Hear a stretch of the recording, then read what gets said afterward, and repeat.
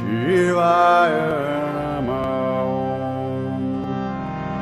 जुड़ूं, आपसे मिलूं, बहुत सारी बातें करूं, पर हर बार संभव नहीं होता ड्यू टू शेड्यूल, बिजी रहता हूं थोड़ा सा, ईश्वर की कृपा है।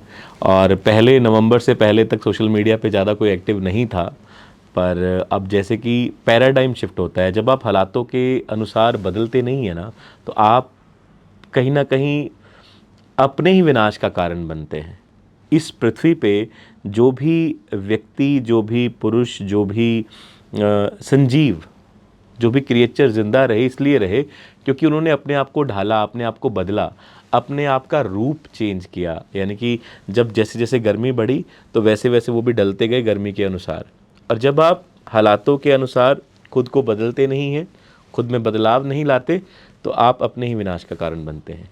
इसीलिए मैंने खुद को बदला और नवंबर से हम थोड़े सोशल मीडिया, इंस्टाग्राम पे थोड़े एक्टिव हैं और टीम पूरी कोशिश करती है आप तक जो भी लाइव अपडेट्स हैं वो पहुंचाए जाएं। और बहुत जल्दी ज्योतिष को सिखाने के कार्यक्रम के साथ भी आएंगे, क्योंकि 15 सालों में मैंने जो ज्योतिष करते हुए सीखा, जो मैंने जाना, वो आपके समक्ष ज़रूर रखूँगा और कोशिश करूँगा सारे के सारे कोर्स जितने तक हो सके सीमित, निःशुल्क आपको दिए जाएं, जैसा आप लोगों का रिस्पांस रहेगा। आज खैर विषय ये नहीं है आपसे वार्तालाप करने का, दो बहुत गहरे और बहुत अच्छे विषय हैं। पहला विषय तो ये है कि श्रावण मास में, सावन में क्या उपाय किए जाएं, सावन में क्या रेमेडीज़ की जाएं, क्या प्रयास किया जाए सावन के उपायों के लिए।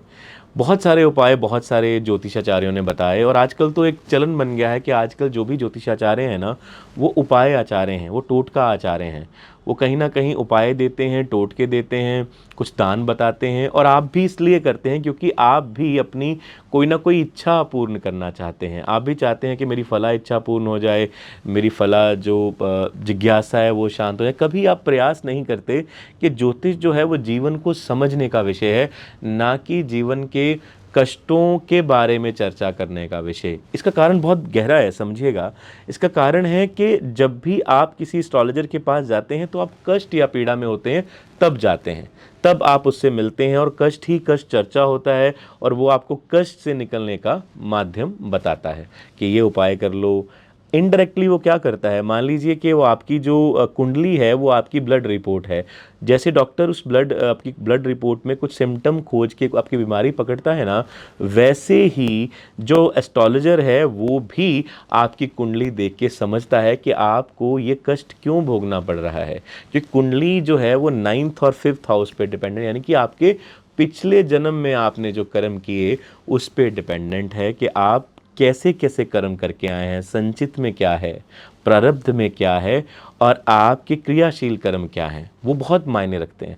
वैसे ही आज का जो विषय है श्रावण के उपायों का है, और ऐसे दुर्लभ उपाय मैं आपको देने जा रहा हूँ जिनकी महिमा बहुत ज़्यादा है और बहुत विशेष है। हालांकि रोज़ाना में जो शिव भक्त हैं वो जानते हैं, जब वो सुबह उठते हैं शिवलिंग के ऊपर दूध चढ़ाते हैं, कच्ची लस्सी हम इसे बोल देते हैं, दूध और जल का मिश्रण होता है। कुछ लोग उसी दूध जल के मिश्रण में गंगा जल भी मिलाते हैं।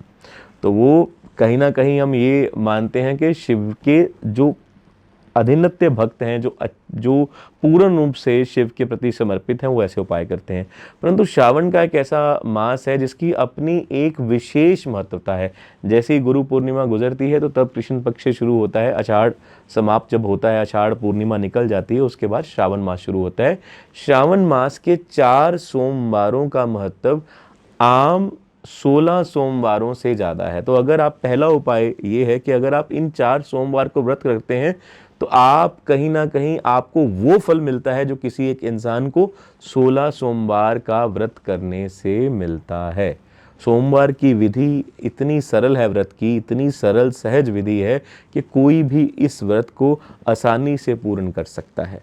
और पहले तो ये खास प्रचलन था कि जो भी लड़की जिसकी शादी नहीं होती, अगर वो सोमवार के व्रत रखती है तो ना केवल उसकी शादी अच्छे घर में होती है, और उसे दूल्हा जो है वो भी शिव तुल्य मिलता है, भोलेनाथ जैसा मिलता है। तो पहला उपाय तो यही है कि ये 4 सोमवार आएंगे, व्रत जरूर रखिएगा, बहुत लाभ आपको मिलने वाला है। व्रत के 4 ही सहज नियम होते हैं कि सात्विकता का पालन करें, मांस, मदिरा, शराब इत्यादि से बचें, व्यसनों से बचें, और प्रयास करें कि इन सोमवार को जमीन पर सोएं और शिव के प्रति समर्पित रहें। ये पहला उपाय है। दूसरा उपाय, जब भी आपको लगे, हर इंसान की दिक्कत है धन की, और आपको लग रहा है कि आपकी भी दिक्कत होगी धन की, तो अगर आपकी भी धन से संबंधित कोई दिक्कतें हैं, परेशानियां हैं, तो शिवलिंग पर रोजाना, ये पूरे मास में, श्रावण मास में पूरे रक्षाबंधन तक, मैं यूं कहूँगा कि आपने रोजाना शिवलिंग पर दूध, जल, गंगा जल, तीनों का मिश्रण करके त्रिवेणी बनाकर चढ़ाना है, और चढ़ाते हुए शिवाय नमः ओम का जप करना है। मुख्यतः हम पंचाक्षर मंत्र की बात करते हैं तो ओम नमः शिवाय का जप करते हैं, परंतु इस एक विशेष उपाय को करते हुए आपने शिवाय नमः ओम का जप करना है, त्रिवेणी बना के चढ़ानी है। जिन भी लोगों को लगता है कि उनके बच्चों की एजुकेशन सही नहीं है, सही ढंग से नहीं पढ़ पा रहे, एजुकेशन उनकी मूल रूप से सही नहीं है, तो उन्हें मुख्यतः शहद, दूध और गुलाब जल, इन तीनों की त्रिवेणी बनाकर, शहद, दूध और गुलाब जल, दूध से मेरा तात्पर्य हमेशा कच्ची लस्सी से रहेगा, माने कि दूध और जल का बहुत बड़ा एक मिश्रण बना लें। याद रखिएगा कि जब भी आप किसी चीज़ को किसी अन्य चीज़ में बढ़ाने के लिए मिलाते हैं, तो पहले उस विशेष द्रव्य को डालिए जिसको आप बढ़ाना चाहते हैं। जैसे कि अगर आप गंगा जल पहले बर्तन में, लोटे में डालते हैं और फिर जल डालते हैं, तो हमारी भावना ये है कि अब गंगा जल बढ़ गया। ऐसा नहीं है कि जल में थोड़ी 2 बूंदें गंगा जल की मिला दी, ऐसा नहीं होना चाहिए। वैसे ही जब आप दूध की मैं बात करता हूँ, कच्ची लस्सी की मैं बात करता हूँ, तो पहले आप दूध को बर्तन में डालिएगा, फिर डालिएगा आप पानी को, तो उसके मिलाने के बाद वो दूध को हम उस रूप में लेके चलते हैं। ठीक है, तो ये भी उपाय कर सकते हैं, ये भी त्रिवेणी का उपाय है। नियमित रूप से अगर आप पे कर्जा है तो 4 सोमवार आएंगे सावन में और 4 ही आएंगे शनिवार। इन सोमवार और शनिवार को अगर आप पे बहुत ज़्यादा कर्जा है, आप कर्जे से निकल ही नहीं पा रहे हैं, तो आपने जो गन्ने का रस है उससे शिवलिंग का अभिषेक करवाना है। बड़ी सरल सहज बात है, आप हर एक व्यक्ति ये कर सकता है। एक दिन पहले, रविवार के दिन अगर आप सुबह नहीं जा सकते तो कहीं से व्यवस्था कीजिए, शुद्ध मतलब एक प्लास्टिक के जग में रख लीजिए, किसी बर्तन में रखिए, तो आप गन्ने के रस को घर ला के रख सकते हैं और उससे शिवलिंग को अभिषेक करवा सकते हैं। और याद रखिएगा, मैं ये मात्र उपाय आपको टोटका आचार्य बनके या उपाय आचार्य बनके नहीं बता रहा हूँ, मैं आपसे जुड़ना चाहता हूँ, आपके दर्द को, पेन को समझता हूँ। पिछले 15 सालों से इस ज्योतिष के कार्य में कार्यरत हूँ, और सिर्फ ये मेरा व्यवसाय नहीं है। मैं बार बार बोलता हूँ कि जब भी आप ईश्वरीय कार्य में होते हैं तो आपको उसकी अनुकंपा के अधीन रहना पड़ता है। एक वही है जो आपके और मेरे भीतर है, और मैं इस बात में बहुत विश्वास करता हूँ, बहुत मानता हूँ। उसके बाद एक बहुत सिद्ध प्रयोग आपको देता हूँ, हालांकि ऐसे और सिद्ध प्रयोग भी दूंगा। आप अपने घर में ना एक इस तरह अनुष्ठान रूपी, एक अनुष्ठ रूपी शिवलिंग की स्थापना कीजिएगा। इतना, इससे कम का हो, मतलब वैसे तो शास्त्र इसकी बात करते हैं, परंतु वो इससे कम का हो, ऐसे रखेंगे आप, इससे कम का शिवलिंग स्थापित कीजिएगा। और उस शिवलिंग में रात को उसके सहारे आप एक दिया जलाइएगा, आटे का दिया, देसी घी का एक दिया जलाइएगा, उसके बिल्कुल पास में सिरहाने बोल देते हैं हम, तो उसमें आप अपनी छवि को शिवलिंग के ऊपर देखिएगा। दोबारा बता दूं, अपने घर में एक छोटा शिवलिंग स्थापित करें, जो छोटा हो। जब भी शिवलिंग स्थापित करने की बात करता हूँ, मैं ये नहीं कह रहा हूँ उसे अचल रूप से कहीं स्थापित कर दो। अचल रूप से शिवलिंग किसी के घर में भी स्थापित नहीं होने चाहिए, वरना वो वीराने का, उजाड़ का कारण बनते हैं। याद रखिएगा, एक शिवलिंग रखिएगा चल अवस्था में, एक प्लेट में शिवलिंग रखिएगा, इस साइज से कम हो। रात को गेहूं के आटे का बना हुआ दिया उसके समीप जलाइएगा, और उस दिए की रोशनी में से, यहाँ पे लाइट नहीं की बात नहीं होनी चाहिए, लाइट्स नहीं होनी चाहिए। अगर आपने साउथ गए हैं, विशेष तौर पे अगर आप रामेश्वरम दर्शन के लिए गए हैं भगवान शंकर के, तो आप देखिएगा कि वहाँ पे रोशनी की व्यवस्था जो है वो दियों के माध्यम से है। आज भी साउथ की, तकरीबन केरला हो, तमिलनाडु हो, वहाँ के सारे जो मंदिर हैं, आज भी आपको ईश्वर के दर्शन, चाहे वो मणि दर्शन ही क्यों ना हो, आपको दिए की लो में करवाए जाते हैं। उस पवित्रता को आज भी कायम रखा गया है, बना के बरकरार रखा गया है। तो उसी दिए की लो में, जो गेहूं के आटे का दिया है, आपने अपने सिर की छाया को, कपाल की छाया को शिवलिंग के ऊपर आपने, कह सकते हैं कि देखना है कि आपकी छाया शिवलिंग पर पड़े, और तब आपने भगवान शिव को ये संदेश दिया कि मेरे जो ज्ञात शत्रु हैं उनका तो विनाश कीजिएगा, जो मेरे अज्ञात शत्रु हैं, जो मेरे अज्ञात विपत्तियों के कारण हैं, जो मुझे अज्ञात बाधाएं कहीं ना कहीं से आ रही हैं, उनका भी नाश कीजिएगा। समुद्र मंथन में जब भी वो निकला, विष निकला, तो भगवान शंकर ने ही पिया, क्योंकि समुद्र मंथन की एक शर्त थी, एक बहुत बड़ी शर्त थी। शर्त ये थी कि जो भी चीज़ समुद्र मंथन से उत्पन्न होगी उसका ग्रहण किया जाएगा। अब विष को कौन ग्रहण करे? तो नीलकंठ ने ग्रहण किया। और जब नीलकंठ ने, भगवान शंकर ने ग्रहण किया, तो सिर पे चंद्रमा रखे गए ताकि उनको शीतलता मिले। और जब शीतलता मिले तब भी उनको इतनी शीतलता नहीं मिली, तब ला करके गंगा जल उनको अभिषेक करवाया गया, नहलाया गया। तब से ये कावड़ चल रहा है। देखते हैं आप, जो कावड़ की यात्राएं चलती हैं तभी से चलती हैं, ताकि जो उन्होंने हमारे लिए, जब पिता अपनी औलाद के लिए कष्ट भोगता है तो औलाद भी प्रयास करती है कि पिता ने जो कष्ट भोगे हैं ना, उनके लिए हम उनकी सहूलत के लिए, उनको सुख सुविधा देने के लिए कुछ करें। तो ऐसा ही एक उपाय। इसके बाद मान लीजिए आपकी, अब राशि तुल्य मैं उपाय करूंगा। मान लीजिए आपकी राशि मेष या वृश्चिक है। मेष और वृश्चिक राशि दोनों के स्वामी जो है मंगल ग्रह हैं। अब मंगल ग्रह से जुड़े हैं शहद, तो आप सिर्फ शहद से इन श्रावण के 30 दिनों में भगवान शंकर के साक्षात रूप शिवलिंग को अभिषेक करवा सकते हैं। मैं ये नहीं कह रहा कि 2 किलो शहद ले आइए, उनको पूरा नहला दीजिए। एक बूंद भी अगर आप सच्ची श्रद्धा से भगवान शंकर को अर्पित कर देते हैं, वो आपको करोड़ों करोड़ों गुना फल देते हैं। तो मेष और वृश्चिक वाले किस चीज़ का अर्पण करें शिवलिंग पे? तो वो अर्पण करें शहद का। अब बात करते हैं वृषभ और तुला राशि की, जिन दोनों के स्वामी शुक्राचार्य हैं, जो कि राक्षसों के गुरु कहे जाते हैं। अब यहाँ पे एक सहज से उपाय दे रहा हूँ इसी के साथ, कि अगर आपको ग्रोथ नहीं मिल रही, अगर आपकी तरक्की आपकी नौकरी में नहीं हो रही, तब भी ये उपाय उतना ही काम करेगा जितना वृषभ और तुला वालों के लिए। वृषभ और तुला राशि को अक्सर दिक्कतें आती हैं अपने कार्यस्थल में, अपने काम वाली जगह में, चाहे वो नौकरी करते हों, चाहे वो व्यापार करते हों, चाहे वो कहीं ना कहीं छोटे एक कारखाने के मालिक हों या दुनिया की बड़ी से बड़ी फैक्ट्री के मालिक हों, उनको दिक्कतें आती हैं। तो क्या करें? रोज जो भी ये श्रावण मास के विशेषता उपाय हैं, इनमें वो नित्य रूप से शिवलिंग को गुलाब जल से स्नान करवाएं। अब गुलाब सुनते ही आपके मन में लाल रंग आएगा, पर ऐसा नहीं है। मुख्यतः प्रचलित जो गुलाब है वो लाल रंग का है, परंतु गुलाब अपने आप में तकरीबन 40 से ज़्यादा रंगों में मौजूद है। जब भी रोज़ फेस्टिवल लगता है तो आप देखेंगे कि बहुत सारे, जब भी हम पुष्पों के अर्घ की बात करते हैं उसे शुक्र से जोड़ा जाता है। पुरानी कथाएं सुनिएगा, पुरानी जो भी कथाएं होती हैं, चाहे दंत कथाएं हैं, चाहे देवीय कथाएं हैं, पुराणों में जिक्र आता है, या हमारे राजा महाराजाओं की कहानी सुनिएगा, वहाँ पे रानियाँ रक्त पुष्प से, यानी कि पुष्प के रस से नहाती थी। मतलब लाल रंग के फूल हो गए, गुलाबी फूल हो गए, उनके रस से नहाती थी ताकि उनका सौंदर्य बरकरार रहे। तो शुक्र से जोड़ा जाता है इसे। और शुक्र ही मालिक है किसका? तुला का और वृश्चिक का, नंबर 2 राशि का और नंबर 7 राशि का। तो शिवलिंग को गुलाब के रस से, गुलाब जल से स्नान करवाइएगा और उसी समय अपने घर में खीर आप बनाएं और उसको साथ ले जाएं। सुबह सुबह ही भगवान शंकर को, हाँ, एकादशी का हम लोग बहुत वहम करते हैं, एकादशी को चावल नहीं खाए जाते, याद रखिएगा। तो ये आपने करना है और आप एक बहुत बड़ा बदलाव देखेंगे अपने जीवन में, बहुत बड़ा बदलाव देखेंगे। आपको महसूस होगा कि बहुत बड़ा एक बदलाव है आपके कार्यस्थल में। ठीक है, खीर का प्रसाद और जो अभिषेक करवाना है वो करवाना है गुलाब जल से। अब बात करते हैं नंबर 3 और नंबर 6 राशि की, मतलब मिथुन और कन्या राशि वाले जितने भी लोग हैं, जितने भी तमाम लोग हैं, अगर आपके नाम अक्षर की जो राशि है वो मिथुन है या आपके नाम अक्षर की राशि है वो कन्या है, तो ये क्या करें?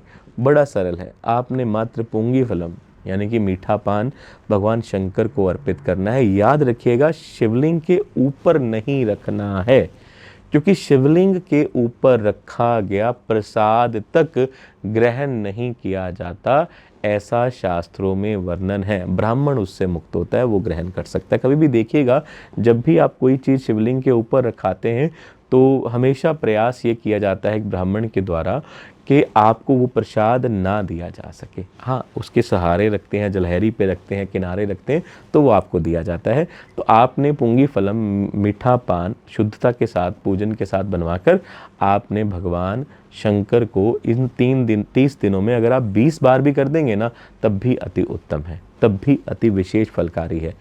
कर्क राशि वाले, अब कर्क का बहुत महत्व है। कर्क राशि के स्वामी है चंद्रमा।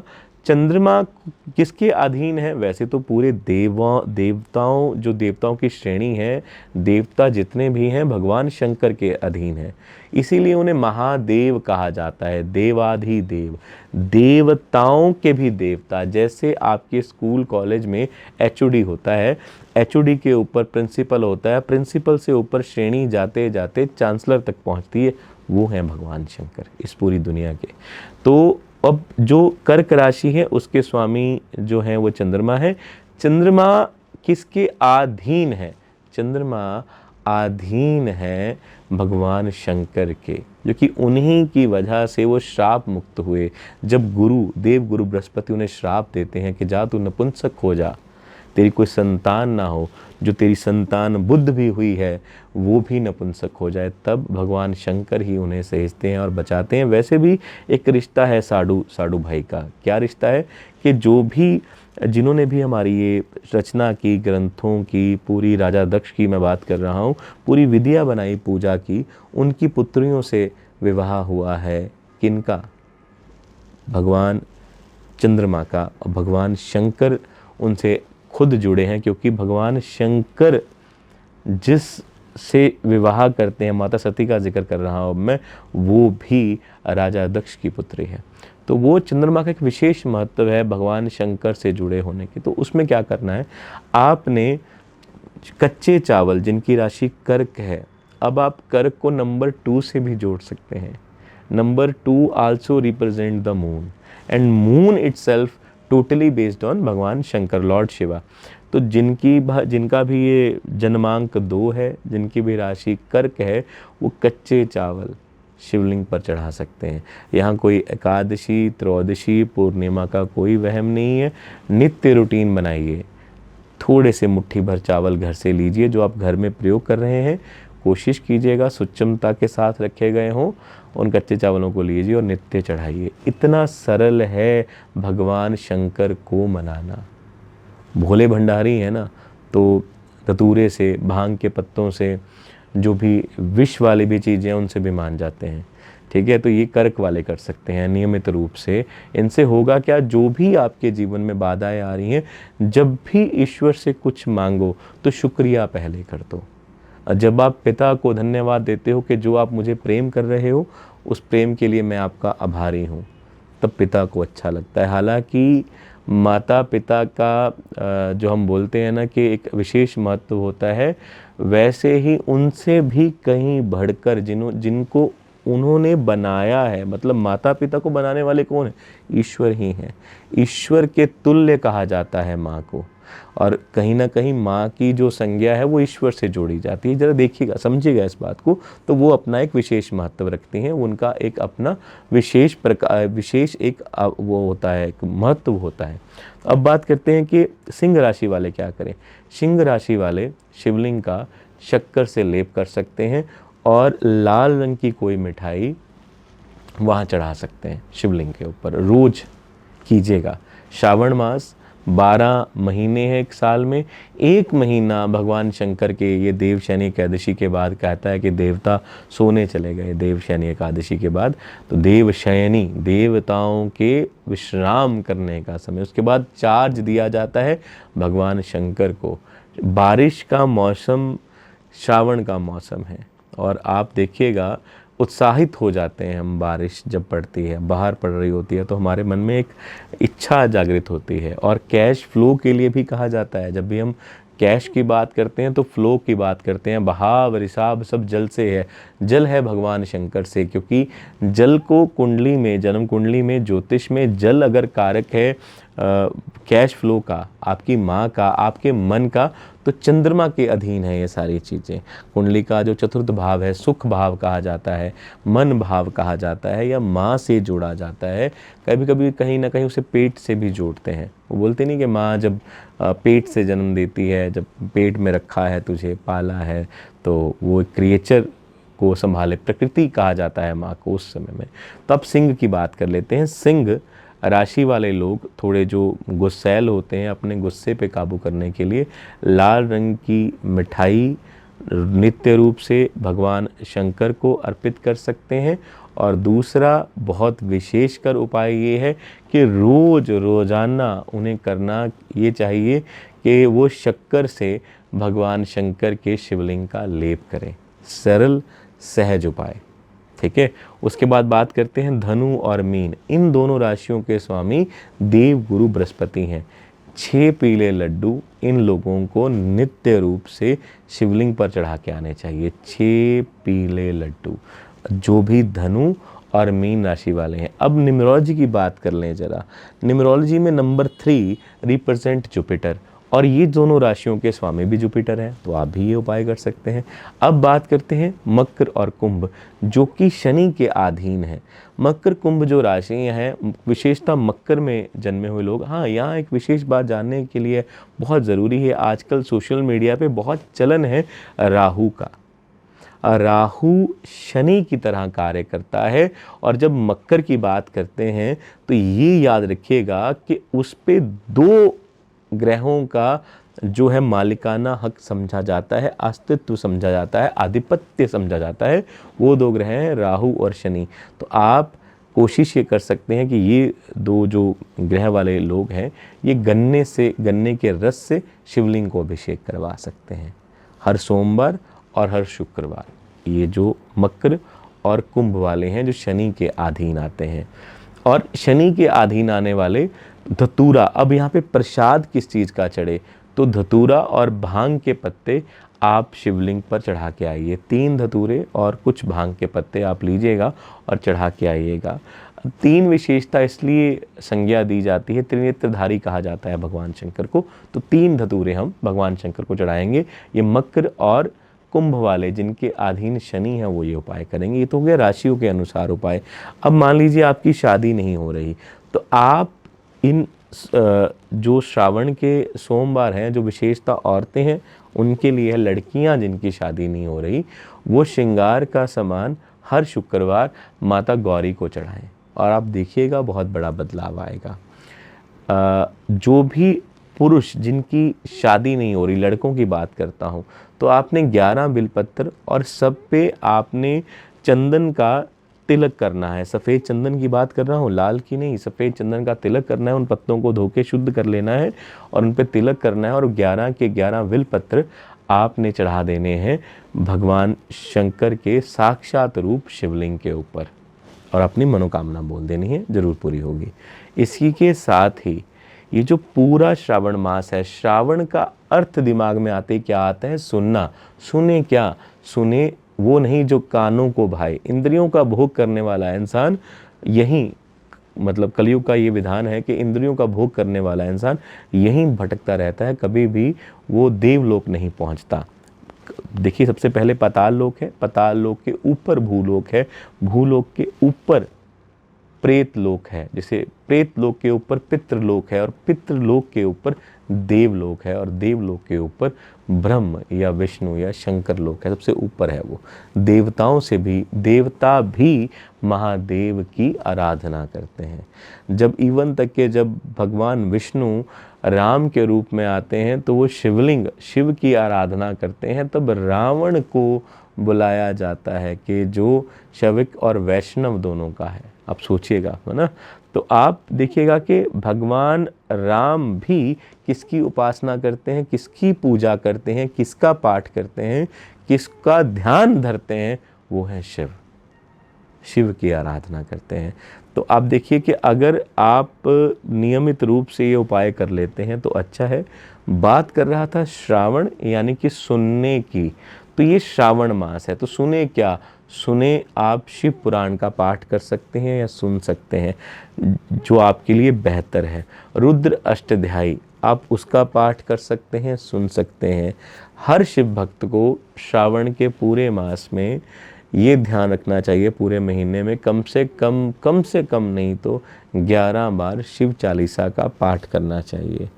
अपने आराध्य का नाम लेने से, उसकी महिमा गाने से कभी भी आपका कुछ बुरा नहीं होता। आप मनुष्य का स्वभाव देखिए, एक आम मनुष्य भी होगा, जब हम उसकी तारीफ़ कर देते हैं, उसकी तारीफ़ मतलब क्या है, स्तुति कर देते हैं, तो वो भी प्रफुल्लित हो जाता है, वो भी तृप्त हो जाता है, उसकी आत्मा आशीर्वाद देती है। वो हमारे लिए, जब हम उसके लिए अच्छे अच्छे शब्द का प्रयोग करते हैं, चालीसा, स्तुति, सहस्त्रनाम, ये क्या है, ये सब उनकी वंदना ही तो है, उनको खुश करने के लिए। अब मैं ये नहीं कह रहा कि भगवान तारीफ़ के भूखे हैं, भगवान आपके भाव के भूखे हैं। भावे भावना भाविये, भावे हो कल्याण, भावे दान दीजिए, भावे केवल ज्ञान। जो भी आप आज इन महीने में दान कराएंगे मंदिर में, ज़रूरी नहीं कि आप ब्राह्मण को दान कर रहे हैं। बहुत बार शास्त्रों में इस बात का जिक्र आता है कि जो निर्धन, ज़रूरतमंद, जिसे आवश्यकता है, जो भूखा है, जिसकी तृप्ति नहीं हुई, वो नहीं, जो भूखा है, ज़रूरतमंद है, उसे दान करने से ही लाभ होता है। ठीक है, तो ये मैंने आपको बताया कि छाया का दान करें, कपाल का दान करें, अपने घर में शिवलिंग की स्थापना करें, उसे अचल अवस्था में नहीं, चल अवस्था में रखें, ताकि उसे चलायमान रखें। तब रात्रि को गेहूं के आटे से बना हुआ दिया जलाएं और उस दिए के माध्यम से अपनी छाया को उस शिवलिंग पर अर्पित करें। तब आपने मूल अर्पित कर दिया। दूसरा ऐसा दुर्लभ उपाय ये है कि अपने घर में शिवलिंग की स्थापना करें। उस शिवलिंग को जैसे ही श्रावण के पहले 15 दिन समाप्त होंगे, मन कृष्ण पक्ष समाप्त होगा, फिर शुक्ल पक्ष की शुरुआत होगी, तो एक बड़े थाल में उस शिवलिंग को रखें, उसमें पानी भरें और ऊपर ले जाएं, छत पे ले जाएं, बाहर खुले आकाश के नीचे ले जाएं। जब शुक्ल पक्ष आ जाए श्रावण का, तो चंद्रमा के प्रतिबिंब को उस शिवलिंग और उस पानी में देखिएगा, उस शिवलिंग और उस पानी में देखिएगा, और 10 मिनट 20 मिनट वहाँ बैठ के शिवाय नमः ओम मंत्र का जप कीजिएगा। और हर रोज़ सुबह उस जल से स्नान कीजिएगा। आपकी बॉडी पे जो भी चर्म रोग हैं वो समाप्त तक हो जाएंगे, जो भी आपको मानसिक अशांति रहती है वो समाप्त तक हो जाएगी। ये उपाय है। अब आप एक घोर कष्ट में फंसे हुए हैं, आप पर कोर्ट केसेस हट ही नहीं रहे, कोर्ट केसेस हैं, तो क्या करें? तब शास्त्र ये कहते हैं कि आप उस पूजा विधि को उस प्रकार से कर सकते हैं जो सरल भी हो तो सहज भी हो। आपने मिट्टी के 11 शिवलिंग बनाने हैं। जब आप मिट्टी को गूंदेंगे उसमें थोड़ी हल्दी मिला लेंगे और हल्दी मिला के शिवलिंग का निर्माण करेंगे, और 11 के 11 शिवलिंग को आप एक एक करके, मतलब 30 दिन है तो आप ये करेंगे 2 दिन ये शिवलिंग, 3 दिन ये, ऐसे कम से कम एक शिवलिंग 2 बार पूजित हो, 2 दिनों में पूजा जाए। तो उन शिवलिंगों की पूजा करेंगे और 11 के 11 शिवलिंग को इकट्ठा करता रहेंगे, और आखिर वाले दिन में उन शिवलिंग को जल प्रवाह कर आएंगे। बनेंगे मिट्टी से। पूजा कैसे होगी? पंचाक्षर मंत्र से होगी। जल का अभिषेक करते हैं। कई बार क्या होता है, वो शिवलिंग कच्ची रह जाती है, तो स्नान करते करते वो स्नान के माध्यम से उस शिवलिंग के ऊपर जब स्नान करते हैं तो वो शिवलिंग ऐसे खंडित हो जाती है, हमें लगता है कि टूट गई। नहीं, आपने उसे प्राण दिए हैं। मिट्टी जैसे ईश्वर ने हमें बनाया, हम भी तो बोलते हैं ना मिट्टी का बुत है, वैसे ही आपने उसका निर्माण किया है। जैसे आज लाइव हुए हैं, फिर प्रयास करूँगा आपको कोई उपाय दे सकूँ। जैसा आपका प्रेम रहेगा वैसे प्रयास करता रहूँगा। आपका बहुत बहुत हृदय की गहराइयों से आभारी हूँ। धन्यवाद। शिवाय नमः।